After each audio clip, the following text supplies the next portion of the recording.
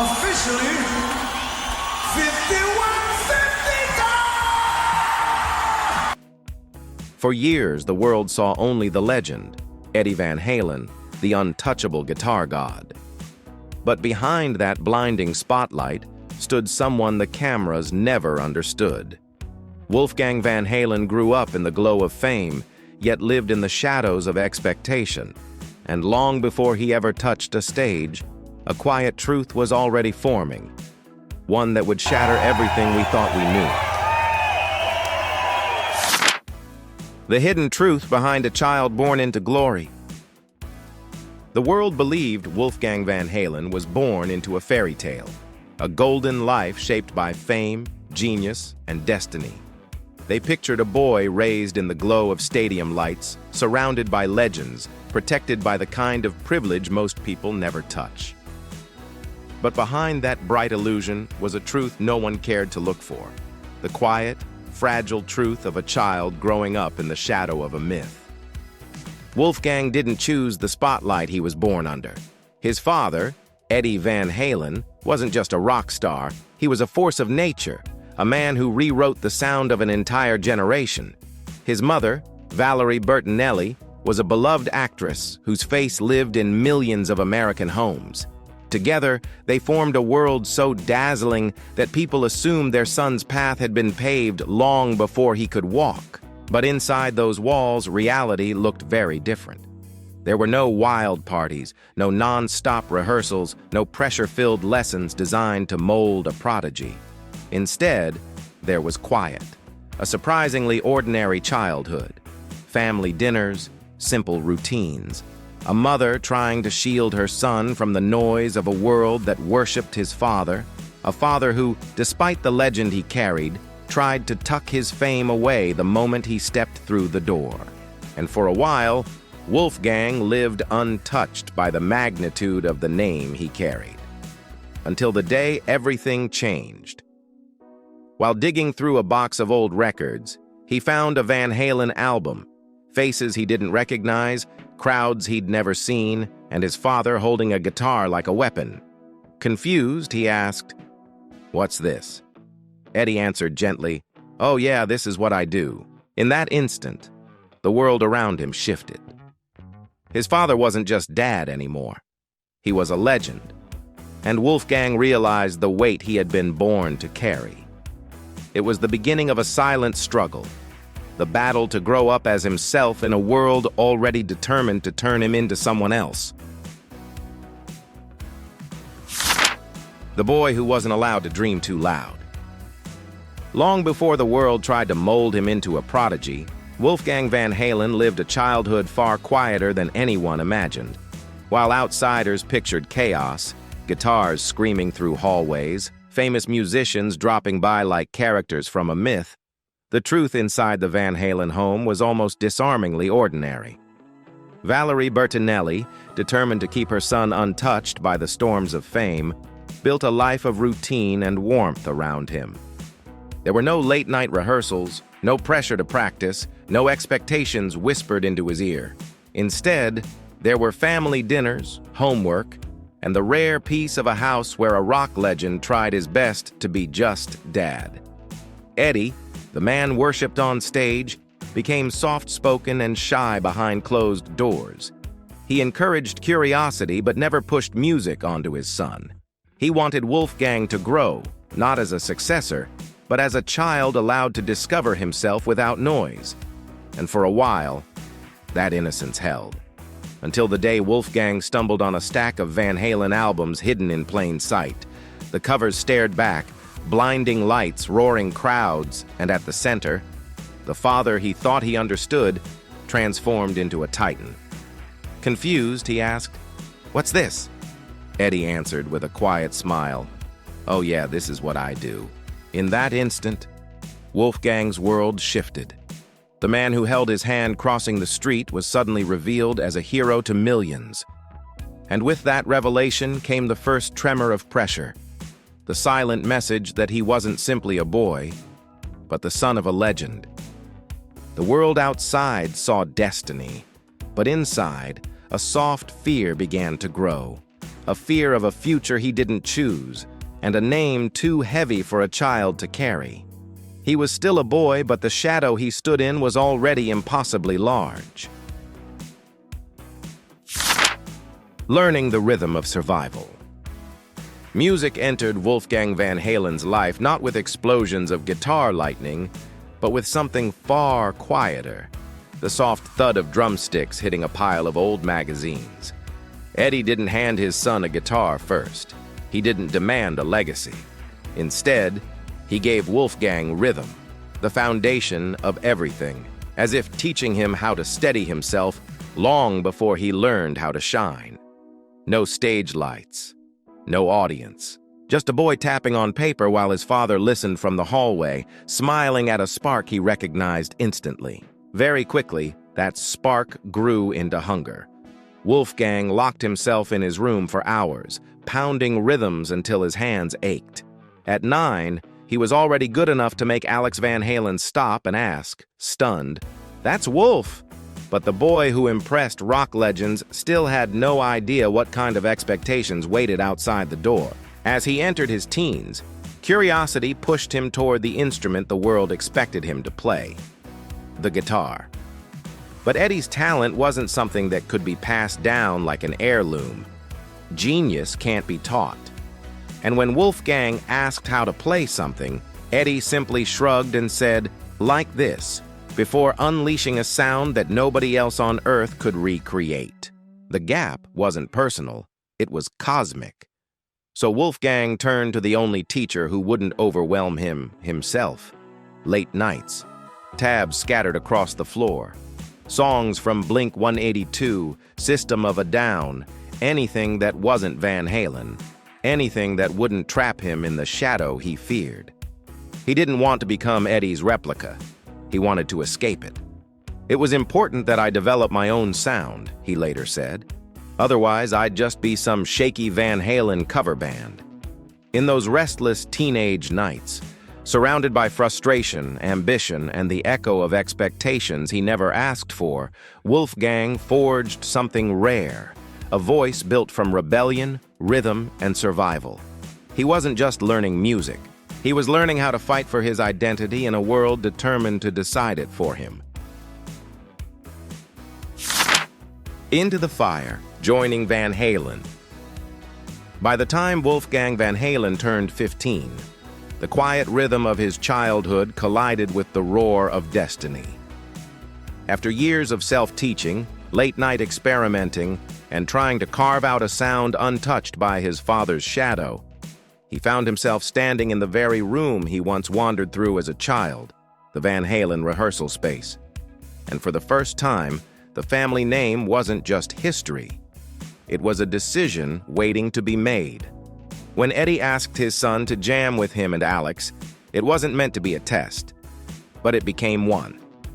Alex listened to the bass line flooding through the speakers, eyebrows raised, and whispered, "That's Wolf?" It was the moment the family realized Wolfgang wasn't a boy anymore. He was a force. Yet talent alone wasn't enough to shield him from what came next. In 2006, Eddie asked his 15-year-old son the unthinkable, join Van Halen, replace Michael Anthony. The world erupted. Fans accused Eddie of nepotism, of destroying the band's legacy, of handing a crown to a kid who didn't earn it. Wolfgang felt every blow. "I became the enemy of every 40 to 50-year-old man out there," he later admitted. The pressure was suffocating, but he buried his fear beneath a single condition. "I'll do it, but I'm not doing any bass solos." Behind that joke was a boy stepping into a battlefield. The 2007-2008 reunion tour wasn't just a comeback for Van Halen. It was a trial by fire for Wolfgang.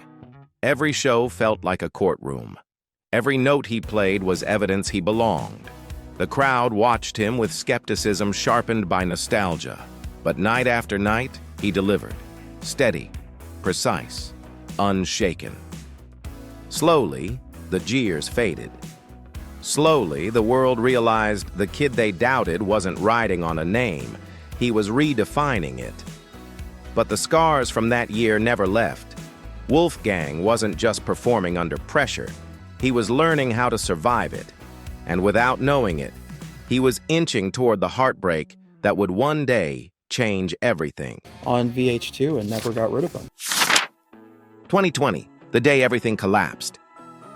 When Eddie Van Halen's cancer returned in 2020, it didn't creep in quietly. It struck like a final, merciless storm. For years, Wolfgang had watched his father battle the disease, slipping in and out of strength. But this time was different. This time, the light in Eddie's eyes dimmed faster than anyone could accept. And on October 6th death, the world lost a legend. But Wolfgang lost something far greater. A father who had been his anchor in a life built on noise and expectation.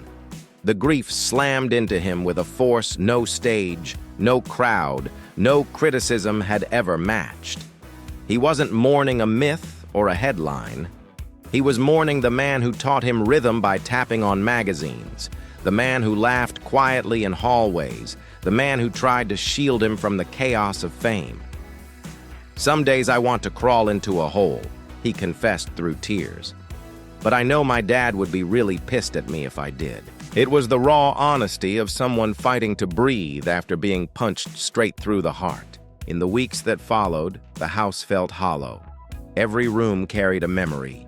Every guitar string reminded him of a voice he would never hear again. The silence became unbearable. Not peaceful, but suffocating. It was the kind of silence that makes a person choose who they will become next, someone crushed by loss or someone rebuilt by it. Wolfgang didn't feel ready for either path. He only knew he had to keep moving, one painful step at a time. Eventually, he walked into the studio alone, knowing the weight he carried couldn't be spoken, only played. Grief became his metronome, memory became melody, and the pain that nearly swallowed him began to shape the sound of the man he was becoming. Not the heir to a legend, not the keeper of a legacy, but a son reaching for his father the only way left to him, through music. You just feel it, you know? Breaking away, the first step out of the shadow. After years of carrying the impossible weight of his last name, Wolfgang Van Halen reached a turning point. The world still saw him as the kid who replaced Michael Anthony, the teenager thrown into the fire of Van Halen's legacy. But inside, he craved something simpler, a place where he wasn't judged by bloodline, but by ability. That moment came in 2013, when Mark Tremonti offered him a spot in his band. It wasn't a royal invitation, it was an escape. Wolfgang accepted without hesitation. One night, he walked into Tremonti's rehearsal space, learned the entire set list in a single sprint of adrenaline, and the next morning, he was on tour. Not as Eddie's son, not as the heir to a rock dynasty, but as a working musician trying to breathe. On stage with Tremonti, he felt something he hadn't felt since childhood: anonymity. The crowd didn't scrutinize him. They didn't compare him. They simply listened. Life on the road was raw and stripped of glamour.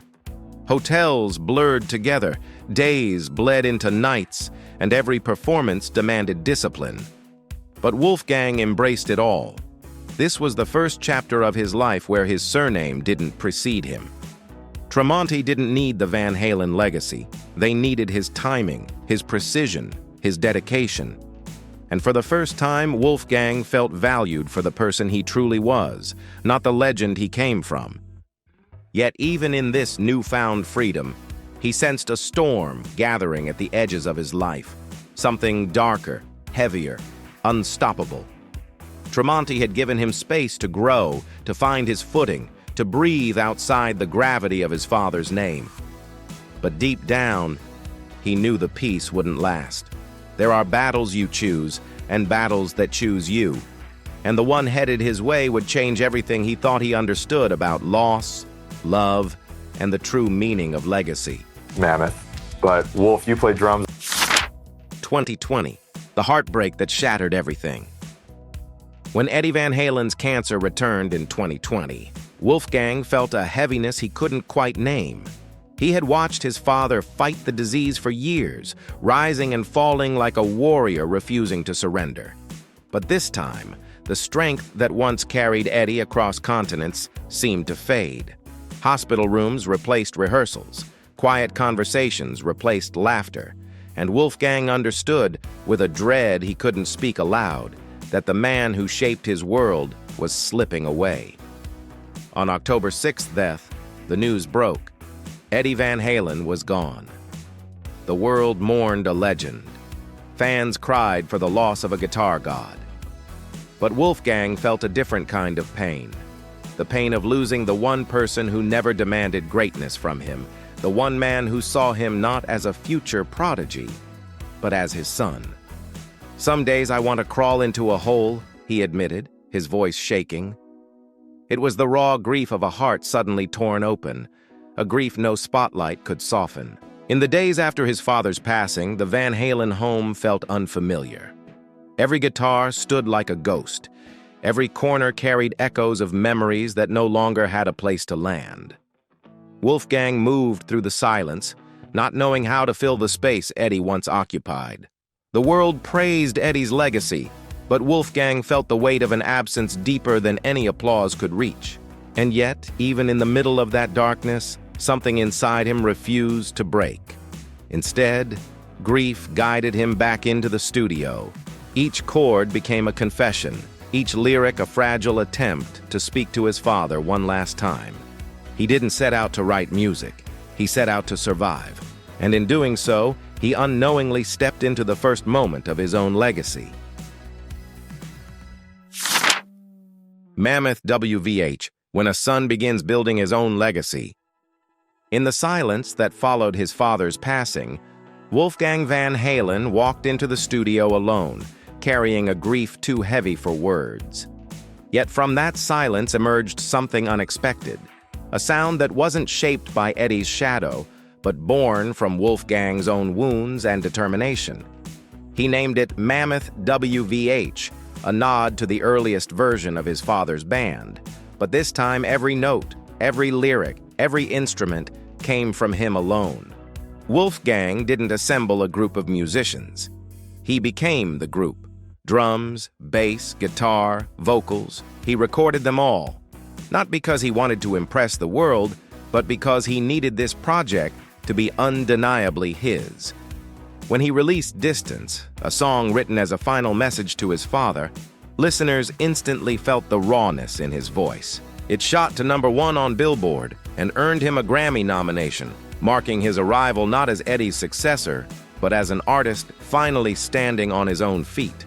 Taking Mammoth WVH on tour became the true test. He wasn't hiding behind Van Halen riffs or legacy crowd pleasers. He was performing songs built from his own pain, strength, and identity. Before stepping on stage for the first time as a frontman, fear gripped him. But the moment the lights hit, something clicked. The audience wasn't there for nostalgia. They were there for him, for his sound, for the story only he could tell through music. Mammoth WVH didn't replace Eddie's legacy. It added a new branch to it, one built not from expectation, but from pure survival and self-discovery. And for the first time in his life, Wolfgang realized he wasn't chasing a shadow anymore. He was creating a legacy that finally belonged to him. Love, legacy, and the moment he finally stepped into his own light. As Wolfgang Van Halen rebuilt himself after years of pressure and heartbreak, his life began to shift in ways he never expected. Away from the noise of the industry and the endless comparisons to his father, he found quiet stability with Andre Alsop, the woman who had stood beside him for 8 steady years. In October 2023, surrounded by only close friends and family in their Los Angeles home, they married in a ceremony defined not by fame, but by sincerity. And when Eddie's instrumental 316, the song written on the day Wolfgang was born, drifted softly through the ceremony, it felt as if the past reached forward to bless the future. It was the closest he could come to having his father there. Yet even as his personal life settled into something warm and grounded, Wolfgang's artistic journey surged forward with new force. Mammoth 2, released the same year, carried a sharper confidence, the sound of an artist no longer trying to escape a shadow, but embracing his identity with both hands. Fans didn't come looking for remnants of Van Halen. They came for Wolfgang, his voice, his honesty, his fire. And for the first time, he felt the world hearing him without filtering it through the lens of his father's legacy. Then, 2024 brought the moment no one saw coming. Wolfgang stepped onto the stage of the Oscars, guitar in hand, joining Ryan Gosling and Slash for the now iconic performance of I'm Just Ken. The bright lights, the cameras, the absurdity of the spectacle. None of it matched the world he grew up in. But the moment the guitar-tapping solo hit, the spotlight found him. Millions watching around the world heard a sound that didn't belong to a memory of Eddie. It belonged to Wolfgang alone. He later joked that he felt like a fish out of water. Yet to everyone watching, he looked like a man who had finally, undeniably, arrived. In that moment, Wolfgang wasn't the son of a legend. He wasn't a shadow. He wasn't an echo. He was an artist standing in a light he'd spent his entire life learning how to claim. And now, with love anchoring him and music propelling him into arenas and award stages once unimaginable, one truth has become impossible to ignore.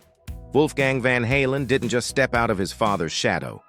He carved a legacy no one else could write. It was about what this must be. Like, oh, he's the son. It must sound exactly